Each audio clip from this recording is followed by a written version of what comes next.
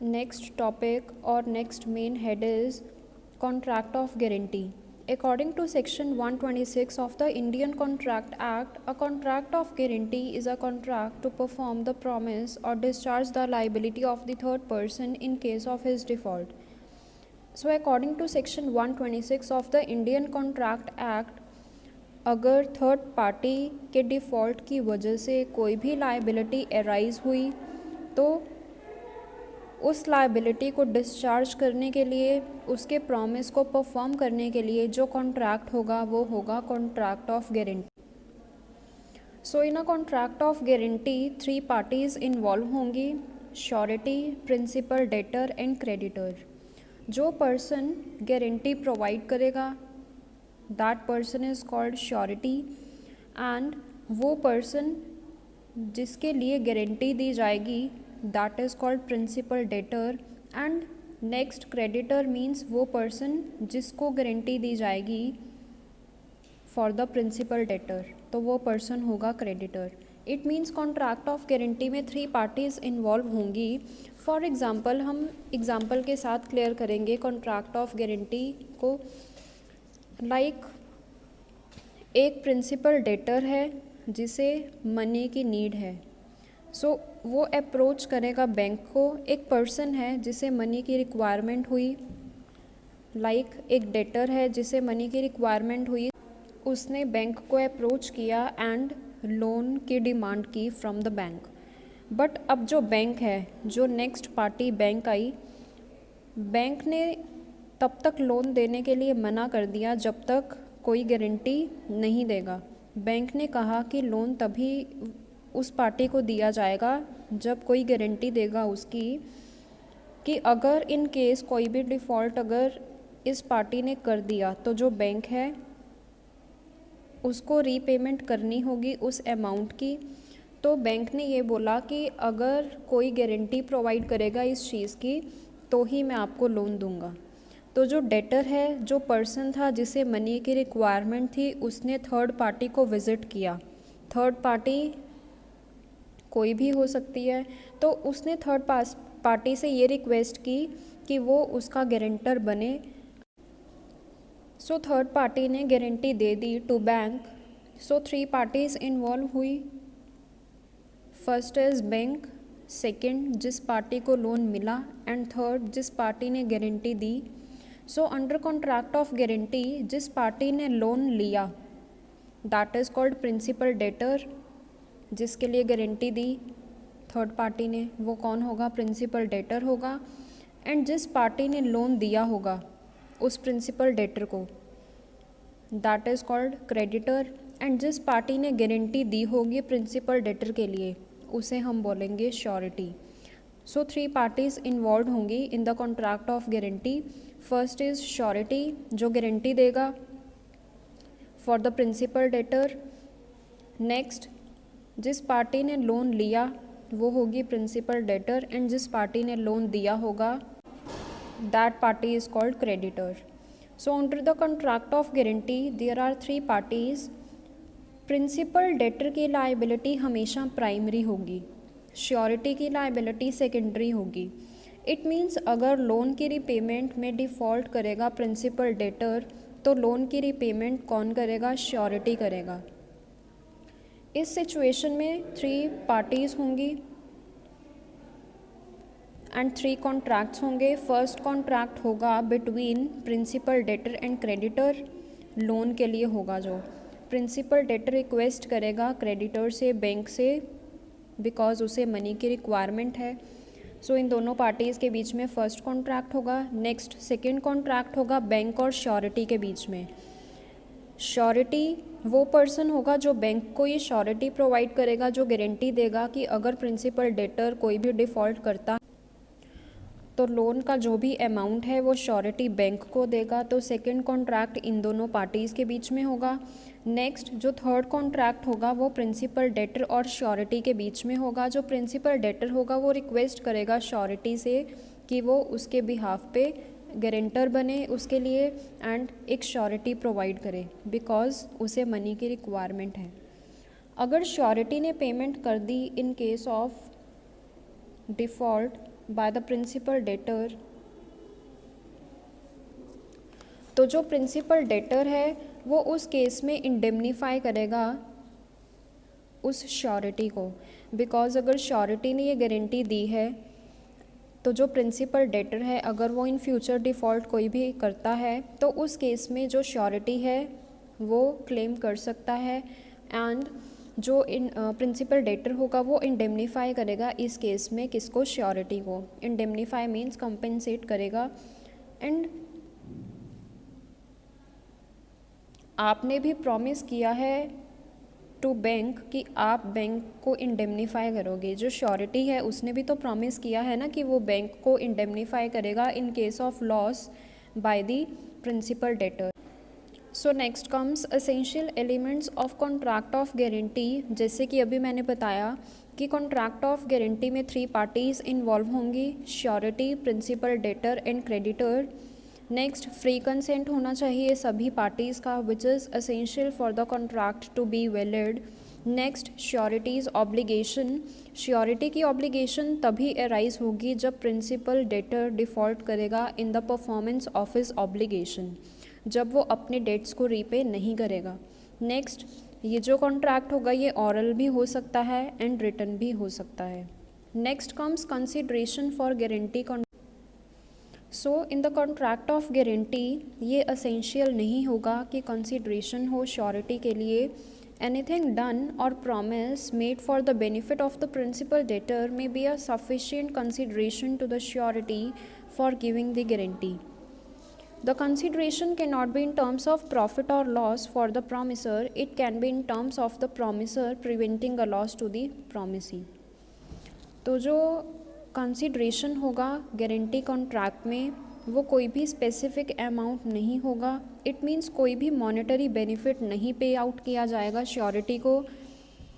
Surety का main obligation यही होगा कि वो प्रिंसिपल डेटर के लिए एफ़र्ट्स करे एंड उसकी प्रोटेक्शन के लिए एफ़र्ट्स करे। तो जो कंसिडरेशन होगा यहाँ कोई भी मॉनेटरी बेनिफिट नहीं होगा। अगर श्योरिटी कोई भी ऐसा एक्ट करता है और प्रिंसिपल डेटर को प्रोटेक्ट करता है वही उसका कंसिडरेशन होगा। Next comes the types of guarantee. First is retrospective guarantee. अब ये वो गारंटी होगी जो एक एग्जिस्टिंग और ओल्ड डेट के लिए दी जाएगी by the party. Next, prospective guarantee, जो गारंटी फ्यूचर डेब्ट और ऑब्लिगेशन के लिए दी जाएगी। And further it is of 2 types, specific guarantee and continuing guarantee. Specific guarantee वो गारंटी होंगी which extends to a single transaction और डेब्ट। जैसे ही डेब्ट डिस्चार्ज हुआ तो ये जो गारंटी है ये भी ख़त्म हो जाएगी on the performance of the promise. And continuing means when a guarantee extends to the series of transactions. Specific guarantee होगी कोई भी एक पर्टिकुलर डेट के लिए या एक पर्टिकुलर ट्रांजेक्शन के लिए, बट कॉन्टिन्यूइंग गारंटी वो गारंटी होगी जो सीरीज ऑफ ट्रांजेक्शन्स के लिए होगी, जो कॉन्टिन्यूटी में एग्जिस्ट करेगी एंड जो लॉन्ग टर्म के लिए होगी, जो स्पेसिफाइड नहीं होगी। सो 2 टाइप्स की गारंटी होगी, retrospective and prospective guarantee. Next comes revocation और टर्मिनेशन ऑफ कॉन्टिन्यूइंग गारंटी। अब जो कॉन्टिन्यूइंग गारंटी है उसका टर्मिनेशन कैसे होगा? First, by notice. अब जो कॉन्टिन्यूइंग गारंटी है वो टर्मिनेट हो सकती है, रिवोक हो सकती है by the surety. So by giving the notice by the surety, जो श्योरिटी होगा वो रिस्पॉन्सिबल नहीं होगा फिर in the future to the creditor for any future transactions. So जो एक श्योरिटी है वो अपनी कॉन्टिन्यूइंग गारंटी को रिवोक कर सकता है, टर्मिनेट कर सकता है by giving the notice to the creditor. So after giving the notice जो श्योरिटी होगा वो रिस्पॉन्सिबल नहीं होगा to the creditor for any future transactions. Next, by surety's death. अगर श्योरिटी की डेथ हो गई तो भी उसकी जो लाइबिलिटी है जो उसने एज अ गारंटर दी है तो वो भी क्या हो जाएगी? टर्मिनेट हो जाएगी। Next, invalid guarantee. In case अगर श्योरिटी ने गारंटी दी है to the creditor but by misrepresenting any fact और by concealment of any important information, guarantee on the condition of joining co-sureties, तो इन तीनों केसेस में जो गारंटी होगी वो इनवैलिड होगी। अगर श्योरिटी ने गारंटी दी है to the creditor by misrepresenting any fact, तो जो कॉन्ट्रैक्ट होगा वो इनवैलिड होगा। अगर श्योरिटी ने कोई इम्पॉर्टेंट इन्फॉर्मेशन को कंसील किया है तो भी जो गारंटी होगी वो क्या होगी, इनवैलिड होगी। एंड अगर इन केस अगर श्योरिटी ने गारंटी दी है ऑन द कंडीशन दैट कि जो उसके को श्योरिटीज़ हैं जब वो ज्वाइन करेंगे उसे या जब वो हाँ कहेंगे तो ही वो अपनी ऑब्लिगेशन को फुलफ़िल करेगा, तो इस केस में भी जो गारंटी होगी वो क्या होगी, इनवैलिड होगी। Next comes liability of surety. अब श्योरिटी कब कब लायबल होगा? Liability of the surety is co-extensive with that of the principal debtor. जितना लायबल प्रिंसिपल डेटर होगा उतना ही लायबल श्योरिटी भी होगा। In case of default by the principal debtor जो श्योरिटी होगा वो लायबल होगा, बट जो क्वांटम होगा दोनों की ऑब्लिगेशंस जो होंगी वो सेम होंगी, बट जो प्राइमरी रिस्पॉन्सिबिलिटी होगी, जो प्राइमरी लाइबिलिटी होगी वो हमेशा प्रिंसिपल डेटर की होगी। In case of default by the principal debtor जो सेकेंडरी लाइबिलिटी अराइज होगी वो श्योरिटी की होगी। नेक्स्ट, अब जो श्योरिटी है उसकी लाइबिलिटी कब अराइज होगी, कब स्टार्ट होगी? जब प्रिंसिपल डेटर डिफ़ॉल्ट करेगा। जब प्रिंसिपल डेटर टाइमली अपने डेट्स को रीपे नहीं करेगा तो उस केस में जो श्योरिटी है तो उसकी ऑब्लिगेशन स्टार्ट होगी, उसकी लाइबिलिटी अराइज होगी।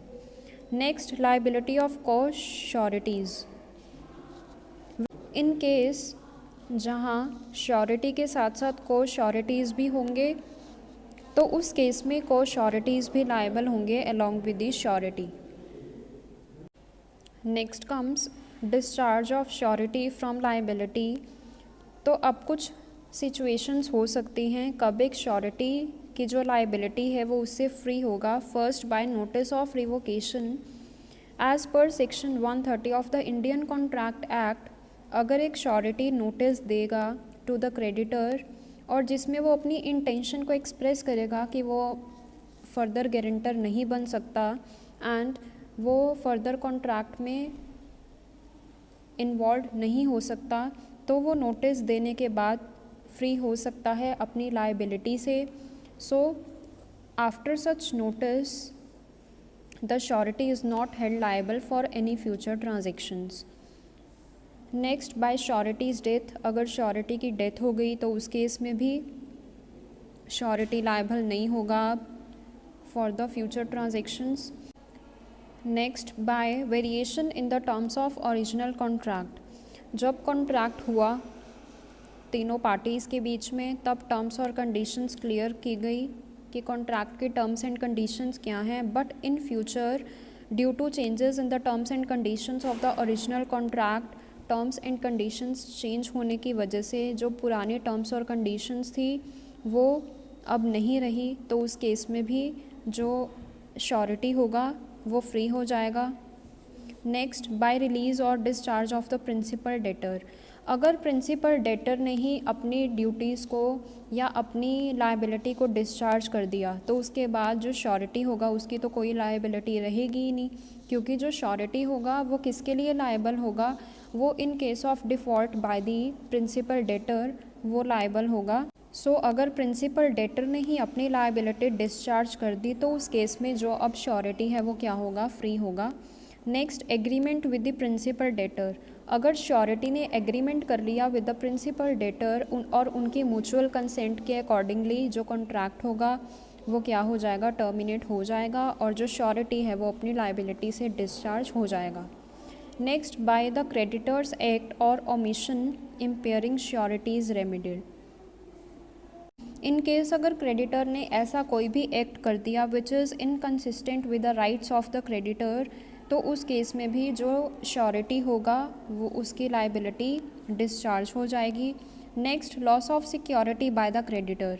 अकॉर्डिंग टू सेक्शन 141 अगर कोई भी एसेट एज अ सिक्योरिटी लिया होगा क्रेडिटर ने एंड तो लोन दिया होगा, तो जो श्योरिटी है उसके पास ये कंप्लीट राइट है कि वो डिमांड कर सकता है कि वो उसका एसेट रिटर्न करे when he discharges his liability. But if अगर क्रेडिटर ने उस एसेट को रिटर्न कर दिया होगा टू द प्रिंसिपल डेटर या एसेट को सेल कर दिया होगा किसी दूसरी पार्टी को but without the consent of the surety, तो जो श्योरिटी की लायबिलिटी वो रिड्यूस हो जाएगी to the extent of the value of such asset.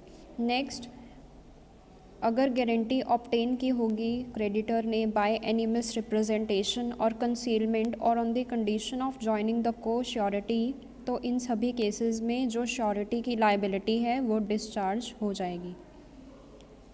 Next comes rights of surety. अब श्योरिटी का राइट क्या होगा? फर्स्ट राइट उसका ये होगा, right against the principal debtor. In case of default by the principal debtor, जो surety है वो प्रिंसिपल डेटर के बिहाफ पे क्रेडिटर को लोन की रीपेमेंट करेगा। So in future after repayment of loan by the surety, जो श्योरिटी है वो इंडेमनिटी के लिए डिमांड करेगा फ्रॉम द प्रिंसिपल डेटर। तो उसका ये राइट है कि वो प्रिंसिपल डेटर से इंडेमनिफिकेशन के लिए डिमांड करे सो दैट कि जो प्रिंसिपल डेटर है वो उसे टाइमली इंडेमनीफाई कर पाए। Next, rights against the creditor. In such a case, अगर श्योरिटी ने कोई भी एसेट दिया है क्रेडिटर को एंड लोन लिया है एज अ सिक्योरिटी, अगर उसने कोई भी एसेट रखा है क्रेडिटर के पास, तो उसकी अब एक ड्यूटी बनती है कि वो उस क्रेडिटर से डिमांड करे अपने एसेट के लिए। सो ये उसका राइट होगा against the creditor. Rights against को श्योरिटीज़, इन केस जहाँ 2 और मोर देन 2 पर्सनस ने गारंटी दी होगी फॉर अ लोन, तो जो को श्योरिटीज़ होंगे वो सभी बाउंड होंगे by law to equally share the liability in case of any default on the part of principal debtor. In case अगर गारंटी दी होगी 2 या 2 से ज़्यादा पर्सनस ने फॉर अ लोन, तो सभी जॉइंटली लायबल होंगे to pay for that in case of default on the part of principal debtor. So आज हमने इस टॉपिक में स्टडी किया कॉन्ट्रैक्ट ऑफ इंडेमनिटी क्या है, कॉन्ट्रैक्ट ऑफ गारंटी क्या है। नेक्स्ट हमने स्टडी किया कि कॉन्टिन्यूइंग गारंटी को टर्मिनेट कैसे किया जाएगा, श्योरिटी की लायबिलिटीज़ क्या क्या होंगी एंड डिस्चार्ज कैसे होगी लायबिलिटी श्योरिटी की। नेक्स्ट श्योरिटी के पास कौन कौन से राइट्स होंगे। Thank you so much.